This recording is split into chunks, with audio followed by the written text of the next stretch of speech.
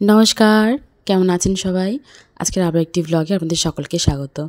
ভাবছেন তো কেন সকালবেলা ডিম আলু সিদ্ধ মাখছি? আজকে হচ্ছে বাড়ি যাব। কারণ আগের দিন সন্ধেবেলা মানে রাত্রিবেলা আমার বর ফোন করে বলল বাড়ি আসার জন্য। তো তাই জন্য ভাবলাম যেতে যখন হবে তাহলে আজকেই বাড়ি চলে যাই। তাই সকালবেলা মা সিদ্ধ ভাত করেছে আর হচ্ছে ডিম আলু সিদ্ধ দিয়েছে একসঙ্গে ভাতেতে। আমার ডিম আলু সিদ্ধ দিয়ে ভাত খেতে খুব ভাল লাগে। আগে প্রায় এরকম করে সর্ষের তেল দিয়ে ডিম আলু সিদ্ধ দিয়ে ভাত খেয়ে স্কুলে চলে যেতাম। আর ডিমের খোসা ছিল অনেক কটা, কারণ ডিম প্রচুর খেয়েছি আমি বাড়িতে। তো সেই ডিমের খোসাগুলো ভাবছি গুঁড়ো করে গাছের সার তৈরি করব। তো তার জন্য ডিমের খোসাগুলো এখানে ধুয়ে রেখে দিয়েছিলাম, শুধু এগুলো গুঁড়ো করে নেবো, নিয়ে বাড়ি নিয়ে যাবো এগুলো।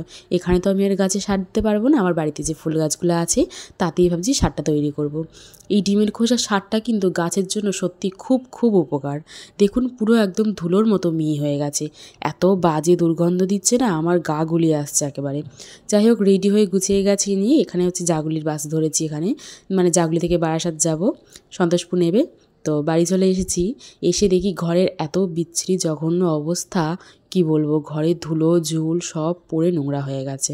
তো এসেই আগে জামাকাপড়গুলো গুছিয়ে নিলাম, চেয়ারে একটাল জামাকাপড় ছিল, এই জামাকাপড়গুলো পরে এসেছি সেইটা ছিল, অনেক কিছু ছিল চেয়ারেতে। তো সেগুলো আস্তে আস্তে গুছিয়ে নিলাম, নিয়ে এবারে ঘরদোর পরিষ্কার করে ভালো করে ভাবছি এবার একটুখানি রেস্ট নেবো বসে বসে। দেখুন ঘর বাড়ি একটুখানি পরিষ্কার করেছি, এগুলো জানলা দিয়ে রোদ আসছে বলে জানলাটা খুলে দিয়েছি। তাড়াতাড়ি বাড়ি চলে এসেছিলাম, তো রোদ ছিল, মানে ওই 12:30টার মধ্যে বাড়ি চলে এসেছি, 12:30 থেকে 1টার মধ্যে।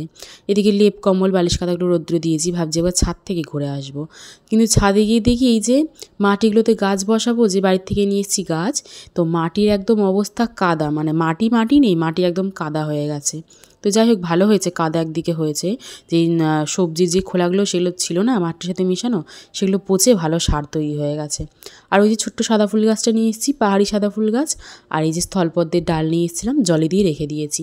কালকে দেখি একবার গাছগুলো বসানোর চেষ্টা করব। মাটিটাকে বার করে রোদ্রে দিয়েছি, যদি একটু ঝরঝরে হয় শুকনো, তাহলে গাছের জন্য খুব ভালো মাটিটা। আর সারটা কিন্তু বেশ ভালোই হয়েছে।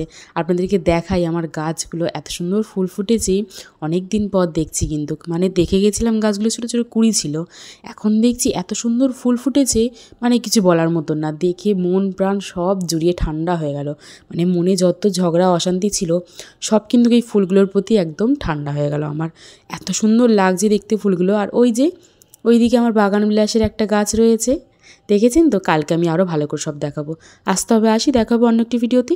সকলে সাবধানে থাকবেন, ভালো থাকবেন, সুস্থ থাকবেন।